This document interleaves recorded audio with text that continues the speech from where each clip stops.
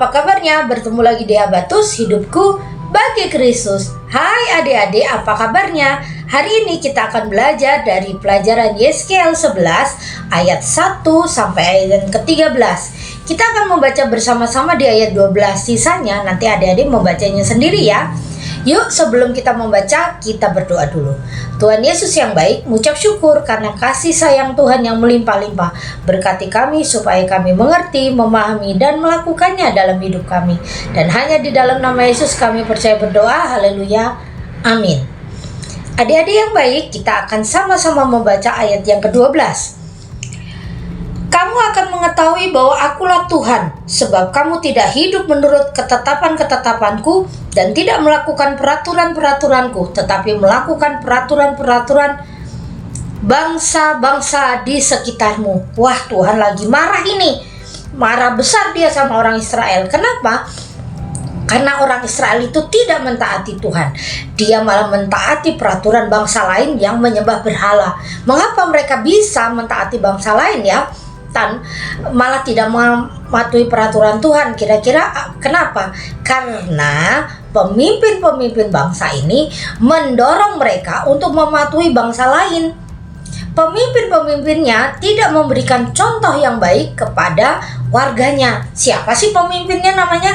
Di ayat yang pertama Tuhan sudah mengingatkan, lalu Roh mengangkat aku dan membawa aku ke pintu gerbang timur rumah Tuhan, pintu yang menghadap ke selatan timur. Lihat, di pintu gerbang itu ada 25 orang, dan di antara mereka kulihat Yaasara bin Asyur dan Palatia bin Banaya, pemimpin-pemimpin bangsa. Nah, mereka inilah yang memimpin bangsa Israel untuk menyembah berhala. Jahat ya mereka ya. Tuhan tidak suka. Adik-adik pernah dengar peribahasa ini nggak? Tidak ada asap kalau tidak ada api. Kalau kita lihat asap, wih ada asap tuh, pasti ada kebakaran, pasti ada yang terbakar. Nah, Tuhan tidak menghukum Israel tanpa sebab. Tuhan tidak iseng menghukum Israel, bukan begitu adik-adik. Tuhan menghukum Israel dengan alasan yang kuat. Alasannya seperti yang kita baca tadi di ayat 12. Karena mereka lebih mengutamakan berhala daripada Tuhan. Tuhan sangat marah.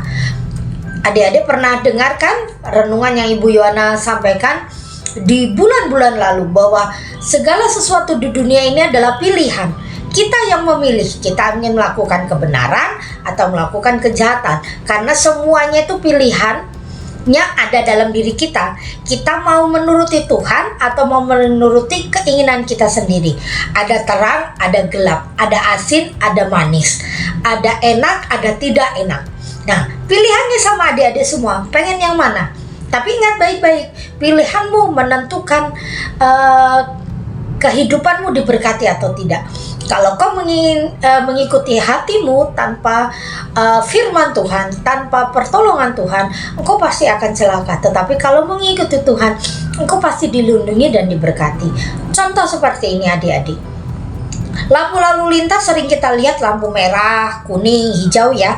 Kalau lampu merah berarti tandanya kita harus berhenti.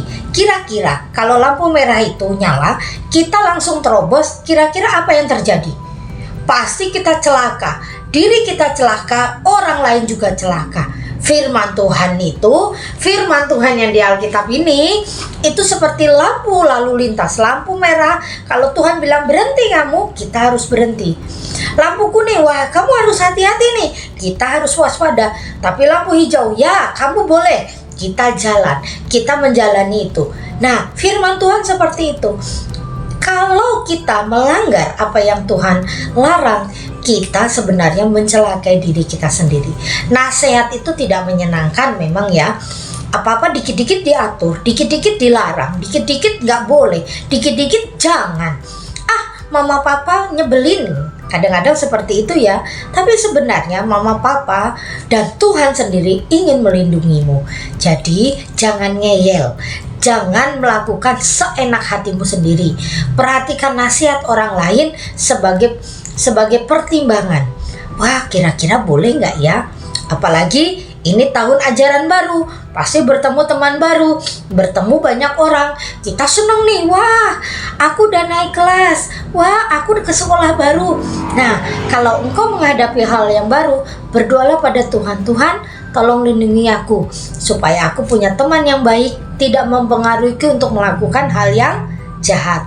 Ingat baik-baik adik-adik, perlakuanmu itu bisa berubah kalau kamu mulai berteman dengan orang yang baik atau orang yang tidak baik. Nah, sekarang pilihan ada padamu, mau dihukum atau diberkati.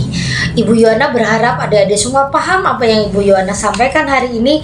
Ingat baik-baik ya adik-adik, tetap baca firman Tuhan, tetap lakukan perintahnya supaya kita dilindungi, diberkati, dan menjadi anak-anak yang hebat. Yuk kita berdoa. Tuhan Yesus yang baik, kami ucap syukur karena Engkau memberkati kami lewat firman-Mu.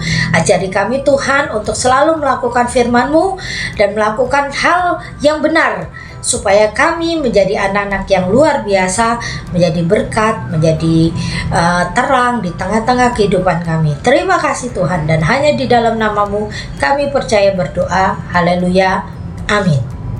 Sampai bertemu lagi di Habatus, hidupku bagi Kristus. Habatus Renungan